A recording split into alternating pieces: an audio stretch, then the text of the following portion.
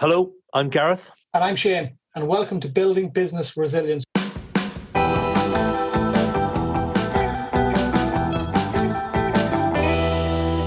This is a podcast from Sanctuary Financial Planning, which helps growth business owners and social media influencers achieve financial independence. We're two passionate financial planners on a mission to seek out new ideas, tips and tricks to help you take control of your finances and run better businesses. We delve into the true goals and aspirations of our guests in order to provide you with some real value and positivity. Nothing outrageous, clear, simple, solid financial solutions.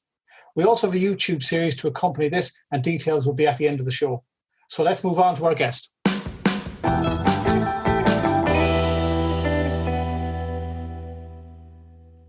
Welcome all. It's episode 9 of the Building Business Resilience Show. In today's episode, we're going to be talking to Jamie Baulch, entrepreneur and Olympian. Jamie's talent for running was spotted by his headmaster, Eric Atkins, on sports day at Henllys Junior School in Newport. After beating everyone so convincingly on that memorable sports day, Mr. Atkins encouraged Jamie to join Newport Harriers in South Wales. After the introduction to athletics, when Jamie was only 10 years old, he never looked back. Jamie developed into one of the big personalities of the British athletics team, recognised by his peroxide dreadlocks for many years, which led to a promotional campaign with Vidal Sassoon. Jamie made his debut for the GB and Northern Ireland team at Junior International at Salamanca, Spain in 1991. He burst onto the international scene, winning the 200 metres and breaking the Welsh record in that race. In his first year competing over 400 metres, Jamie was selected for the 1996 Olympic Games and won silver as part of the 4x4 100-metre quartet. Jamie became world indoor champion in 1999, still holds the British indoor record over 400 metres set in 1997. Jamie won 13 medals at the Olympic Games, World and European Championship and Commonwealth Games. Jamie helped campaign for his team's World Championship gold medals from 1997 to be presented to the 4x4 quartet, including Ewan Thomas, Roger Black and Mark Richardson after a 13-year wait. This followed the disqualification of the USA team after Antonio Pettigrew admitted doping in 2007. Jamie continues to be a popular and respected voice in the world of athletics. Jamie is an ambassador for Barnardo's Cancer Research Wales as part of his commitment to supporting charities. So, without further ado, let's get started. Jamie, how are you? I'm all good, thanks. Yeah, it's good to be on you. Good afternoon. Yeah, good. You in? How are you getting on in lockdown? You know what, right? I don't often I wouldn't go on TV and say this, but I absolutely love it. Yeah. Right? I love it. Like, you got all these, okay, right. I don't like the fact that, people are ill and people have died, all that, that goes without saying, obviously. But for me personally, I think it's great. I mean, everything's slowed down a bit. It's no people rushing around. I'm normally up and down in London. I'm having a meeting in London for an hour and then coming home. And I'm like, this Zoom thing is just brilliant, I was chatting to the chief executive of Zoom only last week or 2 weeks ago now. And he said to me, they had 10 million people using it before Christmas. They got 300 million people using it now. Wow. Crazy. So I love it. I love lockdown. Yeah, and that's mad. Considering there's things like Teams, there's Google got their own version. There's so many different ones out there. To have that many people using it as well. But it is the slowing down thing. I think has been a big thing for me. Like, she's nearly 6-month-old daughter now, and we got a 5-year-old as well. But it's been less rushing off in the morning. Yeah. And kind of you get a bit of time to spend with the kids and. Yeah. No, I love it. I think the world needed it. It's almost like, you've heard people saying this is trying to self-heal itself, recalibration. Yeah, and I think that's something to be said, and I think there's some sort of truth in that. I mean, we as a race, we're just busy and it's all fast, and I think it's made people, have to slow down. And the people who say they're suffering are the people who are rushing normally because they haven't had time to slow down and think of themselves. I'm quite I'm into yoga, I'm into health and fitness, and so I'm quite still, even though I used to be this fast guy. I'm into this still chilling out. You don't need to be banging at it all the time, It's amazing how many people now they've gone out walking, and in the past they only went out walking because they were home very, very late. They had to go out and walk the dog, and it was a chore. It was like, I got to bring the dog out now. And the amount of people out now that actually take notice and say hello.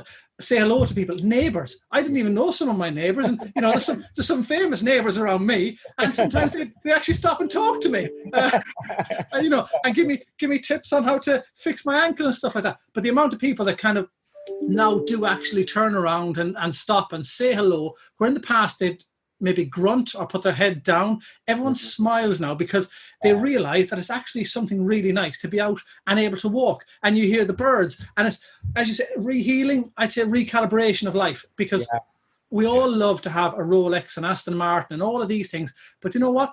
You can buy them still, but what you can't buy is friends, family, experiences, the things that we've been missing out on for the last few weeks, and how nice are they going to be when you can go back and do all those things again. And it's just made people probably, take stock of life and kind of go, what are the important things again? Yeah, true. That's true. That I love that. I love it. Yeah. So I've personally enjoyed it, and when it goes, I don't think it's ever going to go back to normal. No, I think it's going to be a new normal going forward, and I think it's hopefully going to be a better one. So for me, I think it's great. It's great. Yeah, I hope that as well. I kind of hope we don't just revert back to the same old, it's like you said, everything's just fast here, there, it's like fast fashion, fast this, fast food, it's kind of, I just we my partner Kath, she cooks in the evenings, usually 'cause I'm in work and stuff, and we're probably cooking more than we kind of ever have done now as well, and it does make a big difference. But the bit I find fascinating, is there's huge queues outside KFC. I'm like, really? Like, really? Is that your life? Like, no, I don't care who listens to this, and they're one of those people, right? But come on, mate. Like, I'm like, really? Like, you want to have that gravy so much. I love the KFC gravy. We all love KFC gravy, right? But really, you want to queue for an hour for it? Mate, get a life. So, like, I'm not into that. I like you said, you and your wife cook. I'm like Gordon Ramsay right now. I've got some skills. If it was here's loads of people. Yeah. I've got so much better at cooking. I'm all right anyway, but it's taught me, because we got more time to be able to cook fresh food. I could cook a mean curry for people now, Yeah. do you think it's a thing of, in the past, you'd come home and you'd open the fridge and go, oh, I don't fancy any of that. Yeah. And you go, I'm going to pop out to the shop. But as you said, popping out to the shop now means a queue. And it's a thing of going, do you know what? I can't be arsed going out. So do you know what? I'm going to do this, and this, and I'm going to put it all together, and I'm going to use the leftovers of whatever I have. And then you make it and you go, do you know what? That's really nice. Yeah, exactly. And so I think this whole lockdown, has made us all think about, be a bit more self-conscious and be a bit more mindful. And I think in its entirety part, of everything, forget the coronavirus, which is the reason why we locked down. But if you can just, keep looking at the positive on it, I think it's just done the world of good for people, So, yeah. Yeah, I think that's it, isn't it? I think there's so many positives to take from it. I think that's what we got to kind of do, and there is the downside of the health side of it, and and people are dying, but there is some positive stories out there. So what's going on in Jamie's life pre-lockdown, post-lockdown? Well, pre-lockdown, I basically do silent auctions. That's my game. So when you go to all these charity events, silent auction, live auction, that's what my company does. It's called Bid Aid. Very busy doing that, and we do it all over the country and abroad. So we go down to Monaco, or we go to Guernsey. So it's not just like local Celtic Manor stuff, wherever. We do it everywhere, and so very busy doing that anyway. And then it's funny because a lot of my competitors, one of them's gone pop, one of them's gone. Really? Because in this industry, a lot of people, and this goes across the board. There's a lot of people or companies with a lot of staff, with a nice, massive offices with big logos, going, look, we're big. You don't need it. No. And I've always based myself on, if I don't need it, we won't have it. It's nice to have luxury stuff or this and that. But so I'm finding this industry's become very tough. But for me, we're going the opposite way. We've just gone into Hong Kong now, the USA. We've just gone into Germany, you know, and it's amazing. I'm just like, and it's because we were set up, we're very digital. So we're already online anyway. So my competitors have just been left behind, you know. So, yeah, it's been a very good time for me, you know. Do you think, Jamie, it's a thing of, because we've had a few sports people on here recently, do you think it's a transition that you had to be mentally strong in your sporting career, and then when things like this happen, you're almost focused about what's happening in the future, and where people might just look at 2 steps ahead, like in your sporting career, you had to look 4 or 5 steps ahead, and there was a plan for everything, and you've just transitioned that mentality or thinking over to the new roles that you do now. So you're thinking ahead all the time. Yeah, 100%. You know, when now we're all in lockdown and we've been forced to do stuff digitally, like using Zoom, or for my industry to be online. You know, we were doing this 2-3 years ago, and 4 or 5 years ago even. And, you know, my competitors were still using the traditional methods of paper auction, signing in, you know, what you'll see a lot of ones, especially in Wales. And, you know, you've got to look forward. You can't just follow everyone else. And I find there's a lot of people in this world, they follow, they're not leaders. And, you know, everyone's different. Everyone, you know, it's no disrespect to somebody who's a follower. But, you know, for me, how I look at it, you know, I'm 5'8". I'm from South Wales, and I had to compete against Michael Johnson. You know, like, what were the odds of me getting to the level I got to in sport? You know, it was unlikely to get to my level, but I was so strong, and I had such a good upbringing to, you know, people supporting me, you know, and I had that inner strength and ability to adapt to serious situations back there. To me now, in business, it's so easy, because there's no Olympic final in business. It's like, you know, when I used to compete, I'd have 44 seconds to get it right.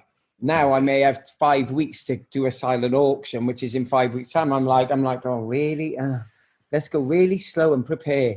You know, it's simple. But then you get my people going, oh my God, I haven't got enough time in the day. And I'm like going, God, live in my world in 44 seconds, or live in Linford Christie's world, only had 9 seconds. You know what I mean? It's like nuts. So I find the world, you know, yes, I am busy, but I find the world now in my former life, in my life now, I find it a lot slower, and I like it. And I find there's a lot of other people around me stressing, you know, and I think you're right, Shane, what you said. I've dealt with stress all my life. You know, imagine, it's not like a game of football where you've got X amount of minutes to play, or a game of rugby.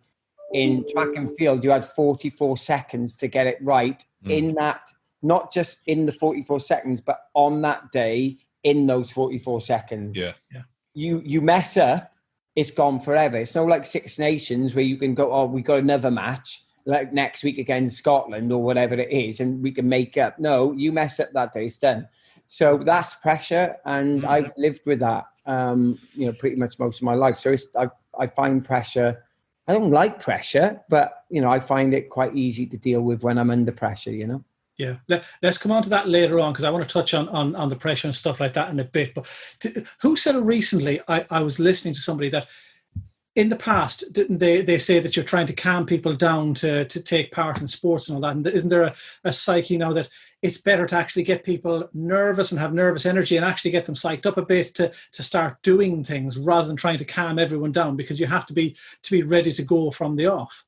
Yeah, well, my old my old masseuse, right, a guy, he's passed away unfortunately, a guy called John Sales.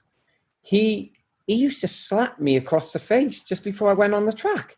I mean, I've never had anyone hit me like that in my life. You know what I mean? I'm not, you know, I was not one of these people to go down the pub and get into a fight. So I've never really had a dig, you know, and this guy would give me a good across the face. I was like, that hurt, John. Do you know what I mean? But he would do it to get me ruffled up so I could go onto the track and win, like, you know.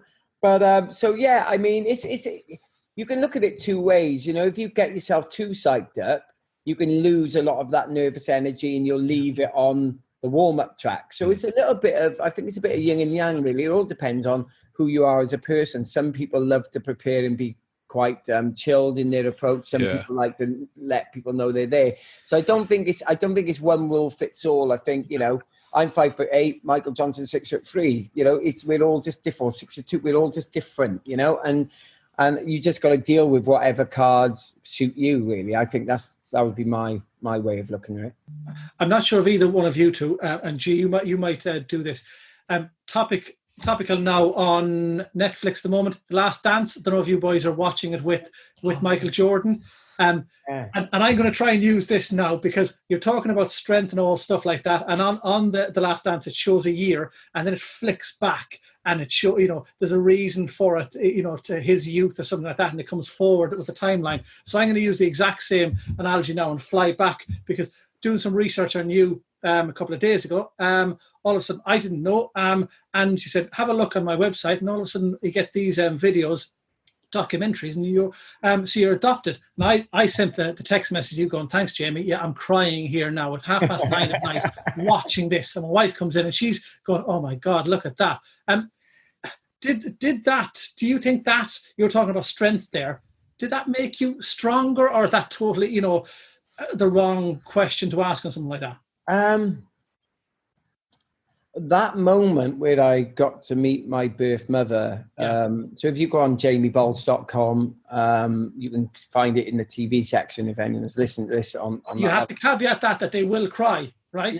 How old or big you are, you're going to cry watching it. Yeah, it is. It's quite heart-wrenching because it's a very honest account. It wasn't set up. Nobody knew what was coming next. It weren't like the TV crew went, okay, Jamie, your mother's going to be here. Nobody knew. It was really done on the fly. And I, you know, that's, you know, mean that. It's, and so, you know, it's one part on there when you see me crying, like, you know, and that's most probably been one of the most emotional, hardest things to deal with in my life, you know, and it just so happens I've got cameras on me. Yeah. And it was a weird moment because when the cameras were on me and then I got told that, you know, we found your mum. Wow, I'm overjoyed. Oh my God, we found what? What do you mean you found my mum? You found my mum. And then, oh, by the way, your mum's got cancer. Yeah. Like, how do you go, yeah, and then knowing the camera's on you. And it was a really weird moment because I was so elated that they'd found my mum, but then I was so distraught that she's got cancer. And then to add to that, I knew the cameras were on, you know, and suddenly I was going, oh, what do I do here? And I thought, do I carry on with this interview? And I could just feel that it coming up. I thought, I'm going to start crying here now because I've been told something which is horrific, and I've been told basically in public. Yeah. And it overwhelmed me. But it's it definitely. I've always been quite a strong character, you know. I've always been a strong. I don't come across that way. I don't go, oh yeah, true. You know, I'm not like a manly, strong character, but I'm a warrior. You know what I mean? I'm just like I'm one of these silent sort of people, but like fierce, you know. And I suppose I've always had that innate thing in me. But yeah, that whole documentary was something which I wanted to do. My mum and dad, who've raised me, and they are my mum and dad. Teresa was my birth mother. I don't see her as my mum. She was my birth mother, but not my mum. Marilyn's my mum. Alan's my father. Amazing parents. They're still here to this day. My mum's 83. My dad's 79. I mean, amazing human beings, right? And I remember saying to them, look, I'm thinking about wanting to find my birth mother. And that's a hard question to say to a mother who's raised you, who's amazing. And she said, oh, it's about time. I was like, oh, really? Like, yeah. And she said, oh, because I'd never asked her anything. Growing up, I'd never really asked her anything.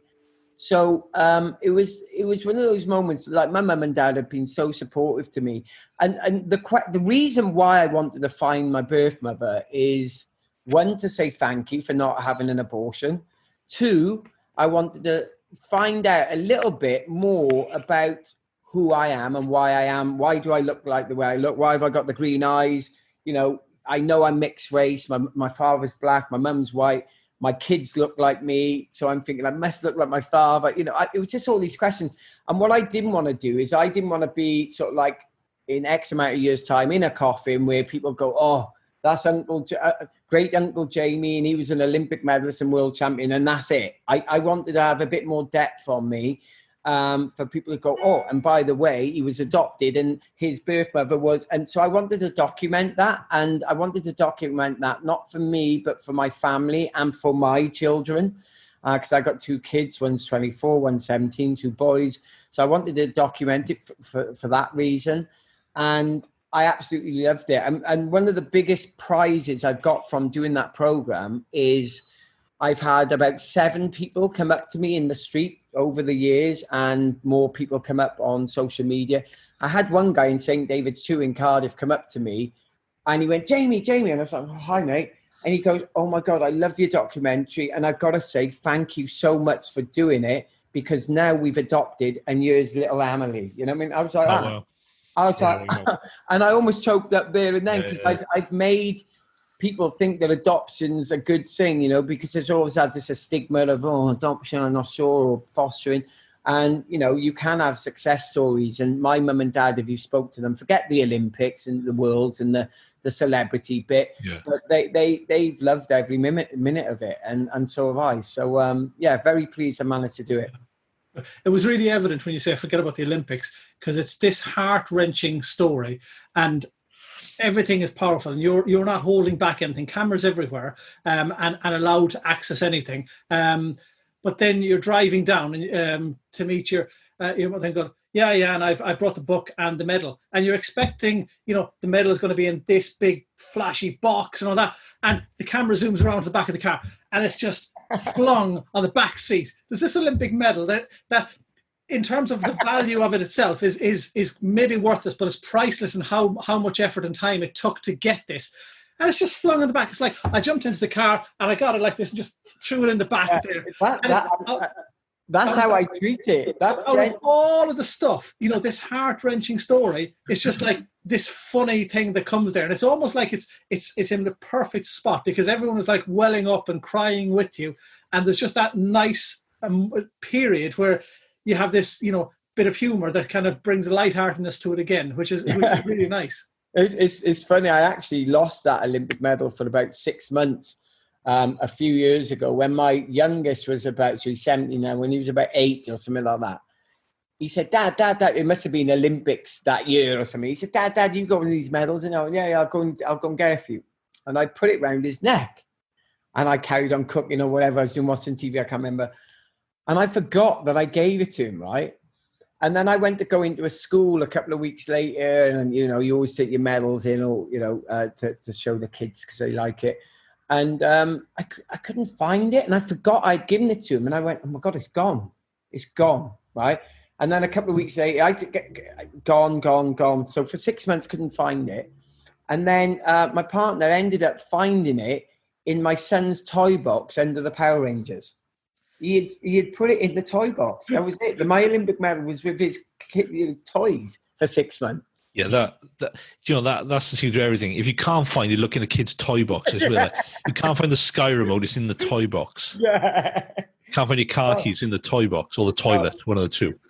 It's gone. It was so funny. Classic. That was superb. It was a massive documentary. So I've watched it only recently, and I said the nice thing for you is you got something out of it, but to be able to give something to other people that you don't even know, that come up to you in the street and say those things, that must be powerful in itself. Because you personally, I'd probably almost choke if somebody said something like that to me, that, oh wow, you know, what you've done has helped me as well. That's amazing. It's really nice. And you know, when my mother was alive, like I said to her, I said, look, Teresa, I said, you know, we don't know each other, you know, and, you know, we are, you know, you're my mum. And I said, we're not going to have no major connection because of the situation. And, you know, but I said, you know what? I said, I really respect that you've allowed us to do this program, because I wanted to obviously meet you. It was all about meeting her. Forget the television. It was all about me wanting to meet her. But what I did say to her at the time, I said, we're going to change people's lives. We're going to change some little kid who's 1, 2, 3, 4 now. He's going to get adopted after this because of us and because of this story. And you know, my mum she had a tough upbringing, you know, and she didn't have much money or anything, and it was a tough situation. And so I felt really pleased that, you know, in the last few years of her life, she had this thing to clutch onto, and she was proud. She was proud of the fact of she could make that little change. So we had our moment, and we had our time, and I really liked that. Yeah, amazing. Go back to the Last Dance thing. We've been back that far. Bang, the years fast forward a couple of years. Then right. A lot of the times we talk about to people, we're talking, especially in this culture that there is now, adaptation to things and mental strength and stuff like that. Earlier on, I was on a Zoom call, everything crashed, so I probably lost a lot of stuff. To me, that's a bad day in the office for me. And the only person that sees that is me, and I'm peed off with it. Sports people, and we said this to the few guys we've spoken to, you're having a bad day in the office. You're in front of 55,000 people. You're in front of 4 million people on the TV. You've got 44 seconds you mentioned earlier, and it's a bad day in the office. How do you have the mindset back then to park that bad day and just put it to the side to move on to tomorrow or the day afterwards or whatever is planned in a couple of weeks' time? Yeah, well, it's funny. A good question. I in 1997, a long time ago now, I won every event there was to win in the indoors in the 400 meters. I was world number one, ranked world number one, won every race, got to Paris to compete in the world championships. The BBC, everyone was going, you've won it. And I was nervous, really nervous, because this was the world championships. It was a year after the Olympics. I was like, I knew I was on point, you know. And it came to the final and I messed up. I ended up coming second, right? And I crossed the line. This guy called Sunday Barder beat me from Nigeria. And I went, oh my God, I've messed up. And in front of the whole world. And everyone thought I was going to win. And in fact, it was so certain that I was going to win. Even one of the American TV channels had a chat to Michael Johnson and said, how do you feel about Jamie and blah, blah. And he said, oh, this guy's a tough competitor. You know, like they were talking on the levels of me and Michael. And Michael was on another level, right? But that's how good I was at the time. Anyway, crossed the line. And I went to the BBC. You know, you walk off the track and the BBC, hey, how do you feel? And I could feel everyone like that. I could see that everyone was like, oh my God, you lost. I could see it in their eyes. And they said, hey, congratulations, Jamie. And I felt this vibe of everyone didn't know what to say. Yeah. And then when I met my mum and dad, they gave me a hug and they were like, oh, hi, well done. But I could feel this thing. And I was obviously upset. And because I'd won everything else and I'd failed it when it mattered. Anyway, I flew home on a plane home with Colin, back from Paris to Wales, went back to my apartment. And I remember being sat in my apartment on my own about 10 o'clock at night. And I got out my world silver medal. So you're not talking county championships or even Welsh or British world medal. And I'm looking at it and I went, and I could hear all the hustle and bustle in the street outside. And I suddenly thought about my mum. My mum would always forget the passport. And I suddenly thought, because my mum and dad went on a different flight, and I thought, I bet my mum's forgot the passport and left it at the hotel or something stupid or whatever.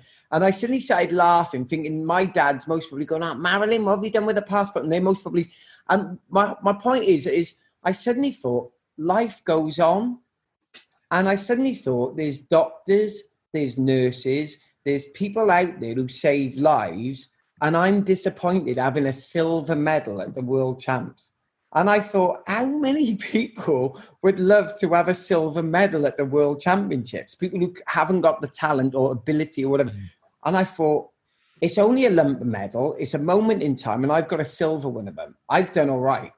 And I started laughing because I suddenly realized the only person putting pressure on themselves is myself. My mum's arguing with my father over the passport situation, or that kid out in the street is doing what he's doing. Nobody cares. No, the only person. And suddenly I realized, well, if I'm the only person who cares about really what I do, I know my mum and dad care and I know my family care, but they don't care like how you said, Shane, about your laptop messed up. You're the only one who really cares, right? And it's the same situation with the medal. And so suddenly I thought, well, if I get an opportunity to race again in the World Championships, I'm not going to care. I'm just going to go there and enjoy it. 2 years later, I won the World Championships by about 8 meters. I crossed the line like that. It was like doing a Gwent Championships run. It was the easiest race in the world because I took all the pressure off myself. Because there is no pressure. We only put pressure on ourselves. And you look at any sportsman or woman who is brilliant in this world, and what have they all got? What attribute have they got? Usain Bolt, relaxation. Bruce Lee, relaxation. Shane Williams, when he used to play, running around, messing around, almost dancing in the game. The key to success is chilling out and let the stress go. And I learned that the hard way, but I overcome that in the World Championships 5 hours after I competed. I went, bing, it's about chilling out and don't worry about it, you know? Yeah. So, that's the key to my success really is. That's a huge message, actually. I think so many people put pressure on themselves, not just at the level you were at, but even just at the kind of, like you say, the Gwent Championship level as well. Yeah. You've got to enjoy it, haven't you?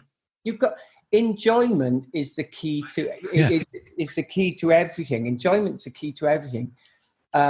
Everyone who's really successful, or most people who are really successful in life, they're the ones who enjoy themselves. And you can see they've got not an arrogant swagger. It's not about being arrogant. It's a matter of just enjoying what you do. Because if you don't enjoy it, what are you doing it in the first place? And luckily for me, I caught hold of that very early on in my career.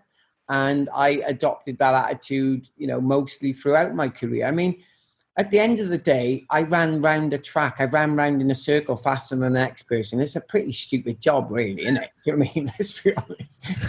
I'm like, really? I've run faster than him. How childish is that?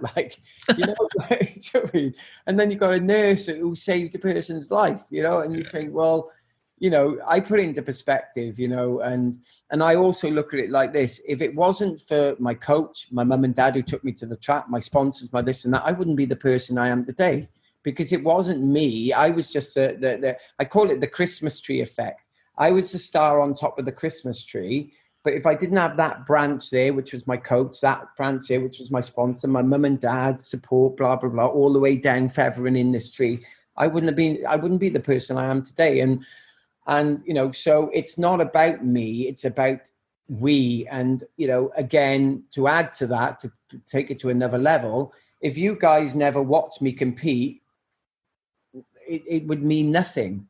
If you didn't watch the Olympics, Usain Bolt wouldn't be who he is. Oh. And it's only because we all watch that, why they are who they are. And that's what really saddens me with these fake celebrities now who are on Love Island and all this. They get all this attention. They come out going, oh, I'm so great, and I'm like, oh, really? So I really realize that it's the fans which are the stars, really, and they make people like me, and I sincerely mean that, and I feel that, So is that ability to park the emotions, dissect it, put it into perspective, and move on, being a mental strength then that's been brought into business or your new career, so that if things go wrong, you can kind of use the strengths that you've had from years ago and just transfer them in? Yeah, well, I had an event. So I had a silent auction in London in the Dorchester. Big time. You don't get much bigger than this, right? And on the day, my tech went down. The whole tech went down, right? I had all Samsungs all on these tables, 2 Samsungs on each, and it was going to raise a lot of money in the silent auction. And 10 minutes, 20 minutes before we were all set up, gone. And I'm going, whoa, here we go. Here's the Olympic final right now. I'm under pressure, because if I mess this up, it's a lot of money at stake, and the people I'm doing it for, there's going to be a lawsuit on my hand, sort of thing. You know what I mean? Because if they don't turn over their $500,000 that night because something's gone wrong on my end, I've got. Luckily for me, being the person I am, being resilient and quite mindful, I ended up printing off business cards which had the web link of my software on it for that actual event. So quickly, I got all my stuff, went get on every table and get everyone to get out their mobile phones and put it on their phones, right? Right. So that night, everyone was going, oh, the iPad, not the iPad, the Samsung somewhere. Oh, no, hello, Mr. Smith. Nice girls. Yeah, if you just want to put www. No, on the business card. So suddenly the event all happened again. And it's a matter of you've got to always out-sharpen the next person. If you only train as hard as the person who's in the race, or you don't train as hard, you're not going to win. You always got to go that extra mile. You always got to do that little thing. I used to train on Christmas Day. And I didn't train on Christmas Day because I liked it. I hated training on Christmas Day. But the reason I trained on Christmas Day is because when I lined up against the Americans and the Jamaicans, I wanted to kill them because they made me train on Christmas Day. Yeah. They didn't, and that one day I would look at them and go, I'd be on the start line before the race. And I'm 5'8", right? The guy could have knocked me out. Like I was small, but I was so strong in my mind. I was so mentally strong in my mind, I would already outdo them before I even entered the race. And it's because I would do those extra yards. I wouldn't, in business, I don't turn my computer off at 5:30. I'll be turning my computer off at 11:30 or even 1 a.m. and get up at 4 a.m. if a job needs to be done. Yeah. And so it's that mentality which I've taken from sport to business, which has followed me. And I remember when I first started business, without saying anyone or who or what I was actually doing, but I went into this board meeting with which I deemed to be quite important people, sat down like this, thinking, oh God, this is serious, because I'm with the chief exec of this company, which is a big company. And within about 20 minutes, I was like, I was thinking, I'm playing with a group of kids here. Like, what's this? Like, I was like in preschool, because I didn't realize in business, you go to university, you're drinking, smoking, doing all the stuff with all the women or the blokes or whatever like that. You get your degree, you come out of it thinking you've made it, get a job, 50 grand, 60, 80, and before you know it, you're the chief exec, but you've never been into war, So I was in this meeting going, really? And it was not long after retirement. And I went, I'm going to do all of you, right? And I managed to get this account just because I had that mentality of wanting to win. Like, I can't, second means, no, it's all about winning. You can't, no, second's not an option for me. Do you know what I mean? Like, I don't even understand it. And I came second a lot of times. I lost a lot of times. I lost more than I won. But it's resilience, which is the key. It's getting knocked down, getting back up, getting knocked down, getting back up. And then one day you're going to win the lottery. And that's what happens. I won the world champs by getting knocked down so many times, And it's the same thing though in business, isn't it? It's resilience. And as you said earlier, of all the people that take part in that race in the world that year, of the 7, 8 billion people, whatever there is, there's only 3 medals being given out. So in fairness, to get one of them is not a bad achievement. Oh, yeah. What do you say about the is it the guy on Gymshark or whatever about the training? I thought there when Jamie was saying it, did you say go out training when it's raining or something like that? You got something before, Gareth, haven't you? When you there is have you said there's a podcast, the guy that owns Gymshark or someone like that said, when some people go out and don't train if it's raining, but they say go out and train in the rain because. Yeah, I know what you mean. It's the it was the what's his name? Muhammad Ali used to say words. I can't remember the exact quote, but he said, "I only used to start counting when it hurt." Yes. Yeah. And I love that. Yeah. Like, because that's the truth right there, right? Me and Colin Jackson. It's funny, right? Let me tell you a story. I love to do this. This is your other gym partner who comes into the gym in the mornings, and they are probably the two of the most toned guys in there. We all look at them, and they do damn all. They're just having a giggle and a laugh and all that kind of stuff. We're like kids, right? We're like little kids, me and him. So he used to be my coach. So I've got a lot of respect for Colin. I mean, the guy still holds the world record, for God's sake. Yeah. I mean, the guy's insane. He's 53, looking 35. I mean, I don't know what he does, but he's, he's brilliant. Well done. So we've started doing a private Zoom session. It started off with me, him, and a guy called Ashley, just training. And it's about 6 of us in the group now. Colin's 53, I'm 47. The next one then is 30, and then it'll be 25, 28, you know, that sort of thing. So they're kids in comparison, right? I'm in the session over the last week or so, and we're doing press-ups and sit-ups and this and that. And the 25-year-olds are going, and I'm laughing because they're getting tired, right? I'm tired. I'm an old man, and I'm tired. Do you think I'll show them that I'm tired? I'll be like, you know, do these press-ups like this and sit-ups, and I'm just thinking, you're all chumps, mate, right? But they don't know it. You like, and I said to Colin after Zoom the other day, I said to him, you've got them, innit? I said, we got them. And I said, they're kids, you know. And I said, they'll say, oh, before the session now, Jamie, how are you feeling? You feeling stiff? I'm like, I feel amazing. Of course I'm stiff. I'm an old man. My back's twist. Do you know what I mean? But you don't tell them that. you two are going to be those 2 old men in the nursing home in the wheelchairs, aren't you? Racing. Racing. Yeah, that's who you're going to be, aren't you? That's the competitiveness. Competitive edge never goes. Giving in. And you know what? It was only about a year ago. I genuinely said this to somebody. I said, I'm not competitive. I really didn't know I was competitive until about a year ago. I thought I was just normal, like, but yeah, I am competitive. I'm a good competitor. I've got a lot of grace with, if I lose, I'm gracious. You know, I'm not, and if I win, I'm gracious. I'm not one of these, arrogant. I'm quite the opposite. I respect somebody. If somebody's kicked my butt, and they've kicked it proper, I'm like, wow, because I know I was decent, right? I know I had some skills at what I did. And if they batter me, I'm like going, wow. I'd like when Michael Johnson broke the world record, I was in the race. I came last. Whenever I say I came last, they go, no, you came 8th in the final. You came 8th in the world. It's not last. You had to beat all these people to get there in the first place. But I always like take the mick, I suppose.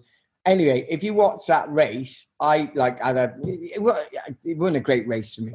Anyway, if you see it, I'm the first person who runs to Michael Johnson after he crosses the line. I gave him a hug because I knew that I was going to be in the video. I was like, if I get in there now, that video is going to last the test of time, and I'm in it. So have a watch. If you go on YouTube, you'll see me hugging Michael Johnson straight away after the race. It's funny. You know, I was going to say, give us a couple of highs and a couple of lows of your career. And that's probably is a mixture of, like, it's one of the lows of finishing just 8th in the world of 7 billion. You know, yeah. But been on that picture forever and ever. Yeah, with Michael. I suppose one of my favourite stories, which I don't know how long we've got, but one of my favourite stories ever in my athletics career, and I'll say it now, is because it's just a great story. So I was in the 1996 Olympic Games in the 4x4. It was Ewan Thomas, Mark Richardson, Roger Black, and myself in the race for Great Britain. And so the Olympics were in America in Atlanta in 96, and we made it to the final. We're in lane 5, and the American team are in lane 4. And this Ewan Thomas for Wales on first leg, myself for Wales on second leg, Mark Richardson, England, third leg, Roger Black, England, fourth leg. So the race starts, right? This is a true story, right? So the race starts, 100,000 people in the stadium. They're like, Ewan Thomas runs track like this. He goes down the back straight, and he's coming around. He comes up the home straight, and I'm gonna step back. You'll still be able to see me. So he steps back, and he gives me the relay baton like this, and I take the relay baton off him. And I was thinking that this is my turn to shine now. This is the Olympic final. This has been my life. This is my career. This is my everything. Right now. You've got to do it now. Now is the moment.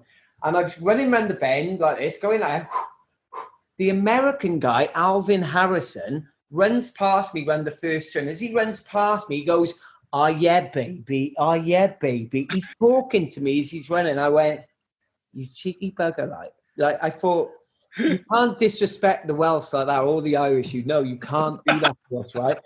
So we go round the first turn. I thought, I'm going to get you now, mate. Right? It's the American. He's about that far ahead of me. And I ran as fast as I could, ran as fast as I could going down the back straight. As I ran past, I went, meet, like road runner. You know? And if you ever see video footage of it, you can actually see me going, meet, like that. And you see Alvin like, what the hell's going on? Anyway, we ended up giving the baton to Mark Richardson, handing over to Roger Black. We ended up coming second. America beat us by about that much. They broke the world record. We broke the British, European and Commonwealth record that day, which still stands. We still got that record 24 years later, and I can't see it getting broken for years because there's nobody even close anymore. And I'll tell you this one story. So the maybe one of the highlights of my career is Ewan Thomas. You know, like when you go to an Olympics, World Champs, Commonwealth Games, you go on a thing called the rostrum. No, I don't, Jamie, because I've never been at one of them. Right? You're talking to non-athletes now, right? Oh, I love it. Well, we ended up going on the rostrum, right? And so you had Jamaica in third, us in second, and American first. And they go, and in third place, we have Jamaica. And it's all like that, waving, loving it. And in second place, Gran Bretagne, Great Britain. Yeah, like that. And first place, United States of America. Yeah, USA. So we all go on the rostrum now, and we get our medals. We get our Olympic medals. They put it around our neck, and it's somebody like really important, like the vice president or something, giving you the medal. I can't remember who it was. You shake the guy's hand. So shake the guy's hand. But when you go to Olympics, European, Commonwealth Games, World Champs, you also get beautiful ladies who give you flowers, right? So this beautiful lady comes in and she goes, "Congratulations, Mr. Baulch." And I'm, "Oh, thank you very much." So I take the flowers off, and we all take the flowers. We've got the flowers, we've got the medals. At this point, the national anthem kicks off. Na, na, na, na, na, na, like all serious, right? And when you watch it on the TV, you see people crying and all the emotion over the years is coming out. Well, I'm going to tell you what really happens on an Olympic rostrum because I've been on one. But the flag's going up, na, na, na, like all serious. Ewan Thomas nudges me like this. And he goes, "Jane." I went, "Yeah." He goes, "Have you seen the flower lady?" I went, "What?" He said, "She's gorgeous." I went, "You're speaking about the flower lady and the flag's going up at the Olympic front." I said, "Are you joking me?" He said, No. He said, "I'm going to get her phone number." I went, "Shut up." I said, "We're on the rostrum. This is our moment, Ewan. Relax. Like, leave it out." Because no, I'm going to get her phone number. Next thing you know, he goes, "Hey, girl, how about me and you?" Right? I'm like, "Man, you need to leave it out." Anyway, he starts chatting to the girl. Yeah, sort of like winking sort of thing. What he didn't realise was a microphone above his head going on to your televisions on the BBC. We get off the rostrum now like this, feeling $1 million, waving to the crowd. Ewan's phone goes off in his pocket. It's his missus on the other end of the phone. They ended up splitting up that way. So that most probably is maybe the highlight of my career, seeing Ewan Thomas getting dumped by his missus. That was brilliant. But they ended up going back. After that. But yeah, I love about sport. What I love about sport and what I did love when I did it, it's such fun. You get to meet lots of people. You get to travel all around the world. You're fit, you're healthy. It's such an amazing thing to do. And I feel very privileged that I managed to get to that level. So, yeah, good times. Really, really, really good times. Like, I don't think whoever we ask that question to in the future is ever going to be able to beat that. Just the blasé way. You know how you go to a world championships? No, never. You know how you do this? No idea at all. You're one of 3 people that stand on that roster of billions of people. You haven't come last. You've come 8th out of X amount of billion people, as you say. It's brilliant. Absolutely superb. Jamie, we'll finish up soon. Tell us about the stuff that you're doing now, how people can find you online and stuff like that, and give yourself a bit of a plug.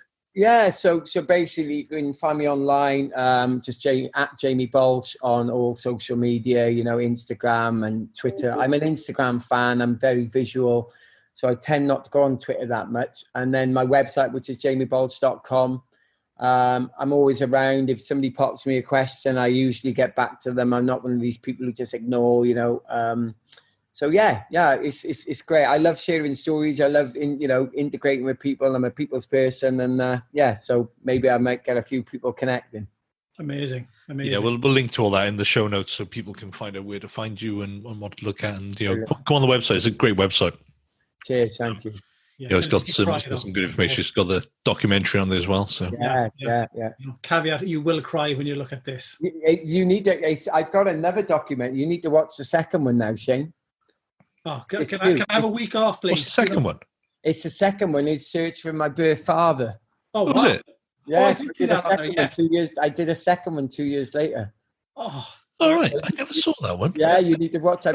I'm pretty certain it's on the website. If it's not, I'll send you the link. Yeah. Send the link. That's a tough one as well, you know. because you won awards, Jamie, on the BAFTA for the first one. Because of your, because people know of you, anyone ever drop you a text message or phone call that is famous to kind of go like me? You brought me to tears. Oh yeah, I knew when I'd hit people when I had George North and Sam Warburton text me like after the show and said, "You had me." I think Sam said something like, "I had to get the Kleenex out." You know what I mean? Like, and I had, they're big men. They're tough these boys. And I like using the analogy of the rugby players because if you can break a man like Sam Warburton, who's the British and Irish Lions former captain and Welsh rugby captain, then you've got something there.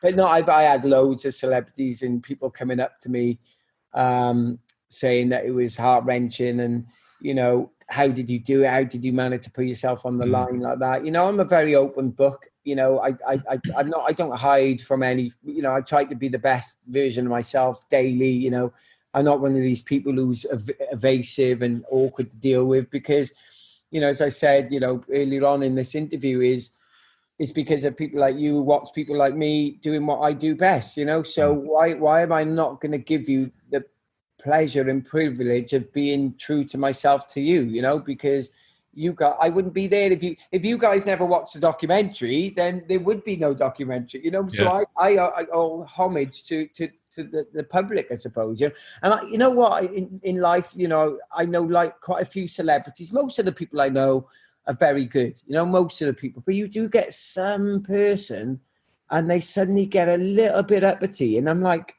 come on, mate. I'm like, really? It's because of everyone why you are who you are, And it saddens me. It saddens me. I'm not going to name names, but it was one particular guy, and he was a right dick.